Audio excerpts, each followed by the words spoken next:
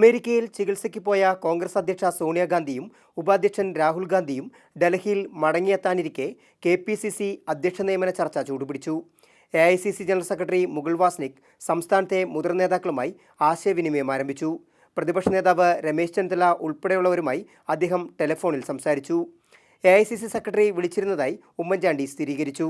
മലപ്പുറം ഉപതെരഞ്ഞെടുപ്പും സംസ്ഥാന സർക്കാരിനെതിരായ പ്രക്ഷോഭങ്ങളും കണക്കിലെടുത്ത് അധ്യക്ഷനെ ഉടൻ നിയമിക്കണമെന്ന് കേരള നേതാക്കൾ ചർച്ചയിൽ ആവശ്യപ്പെട്ടു. സോണിയാഗാന്ധി എത്തിയാലുടൻ മുകുൾ വാസ്നിക്ക് റിപ്പോർട്ട് കൈമാറും. AK ആന്റണിയുടെ മനസ്സറിഞ്ഞ ശേഷം ശനിയാഴ്ചയ്ക്കുള്ളിൽ അധ്യക്ഷനെ പ്രഖ്യാപിക്കും. 2 ദിവസത്തിനുള്ളിൽ അത് സോണിയാഗാന്ധി തിരിച്ചു വരുമെന്നാണ് ഞാൻ പ്രതീക്ഷിക്കുന്നത്. ആ സന്ദർഭത്തിൽ എത്രയും പെട്ടെന്നൊരു തീരുമാനം ഉണ്ടാകും എന്ന് പ്രതീക്ഷിക്കാം. സംഘടനാ തെരഞ്ഞെടുപ്പിൽ പുതിയ അധ്യക്ഷനെ തെരഞ്ഞെടുക്കുമെന്നതിനാൽ അതുവരെയായിരിക്കും താൽക്കാലിക അധ്യക്ഷന്റെ കാലാവധി.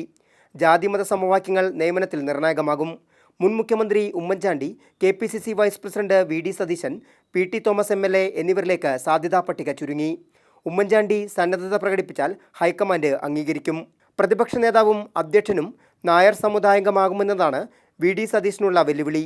താൽക്കാലിക നിയമനമെന്ന സാങ്കേതികതയിൽ ഹൈക്കമാൻഡ് ഉറച്ചുനിന്നാൽ സതീശൻ അധ്യക്ഷനാകും.